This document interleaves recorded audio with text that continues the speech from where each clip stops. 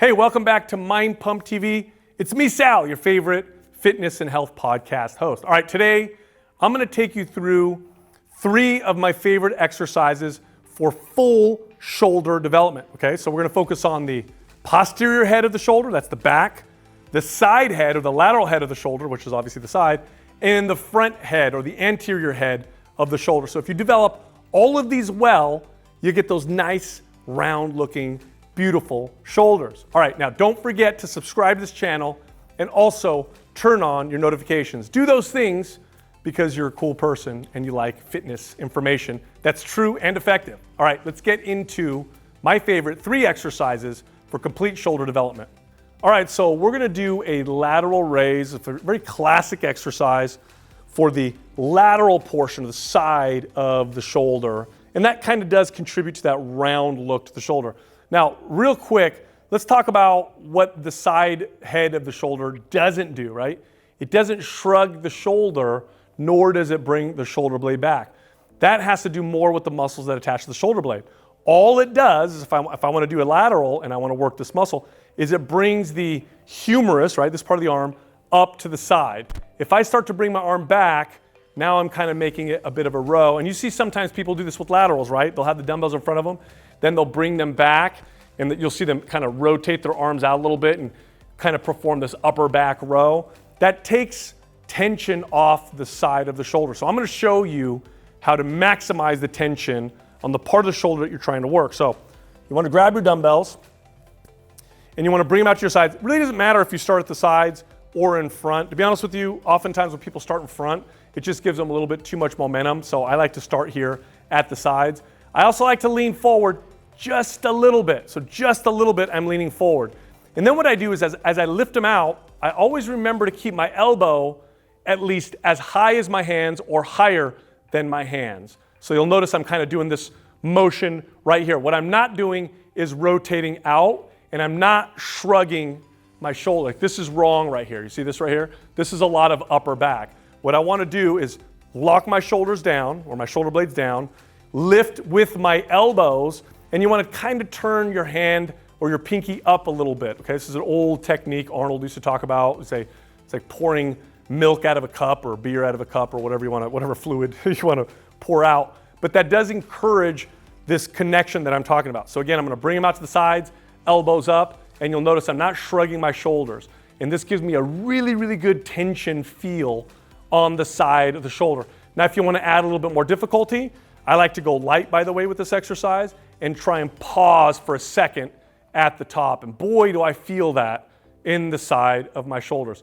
Typically, you want to go light and you want to aim for a bit higher reps. Heavier weight tends to lend itself to bad form. So 10, 15 reps tends to be ideal for the side lateral.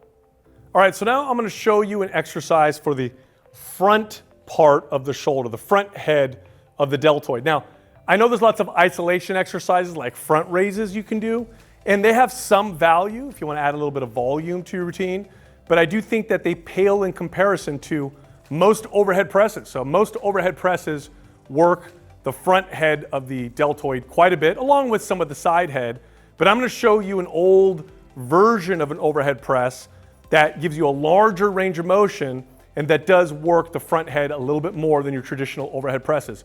It's called an Arnold Press, and it was named after, you guessed it, Arnold Schwarzenegger. Okay, so I'm going to do it with one arm just so I can kind of show you how to do this. And you can use one arm or 2 arm at a time.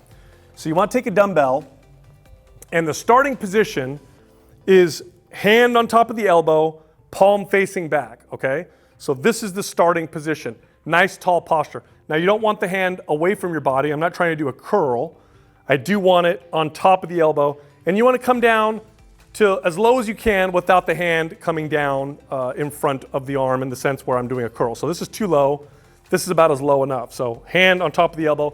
This is the starting position. Now what you do is you press up, and as you press up, you rotate so that the hand faces forward. So this is the top of the movement. Then when you lower, as you lower, you start to rotate so that the palm faces back. This rotating of the hand, this spiraling motion, is pretty awesome for the shoulder. But what it does is it encourages this lower range of motion, this fuller range of motion.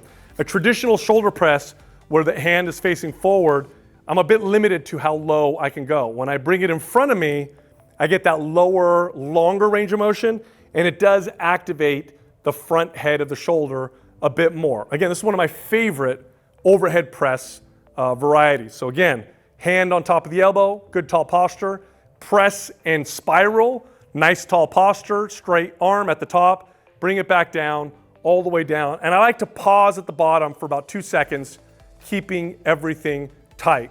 Again, one of my favorite overhead press varieties.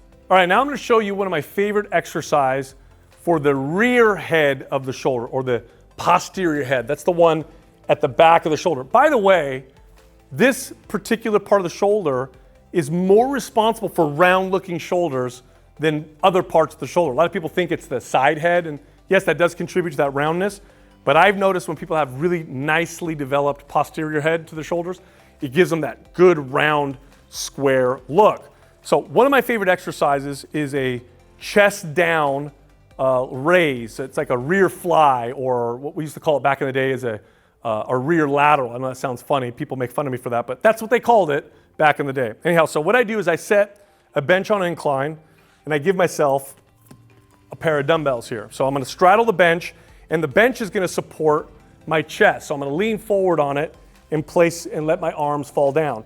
Now here's what you don't want to do, right? What you don't want to do is turn this into a row. I see a lot of people doing this, where they pull the shoulder blades back as they do this exercise, and really takes tension off the posterior head of the shoulder. So what I like to tell people to do is to bring their shoulders forward, lock them in position.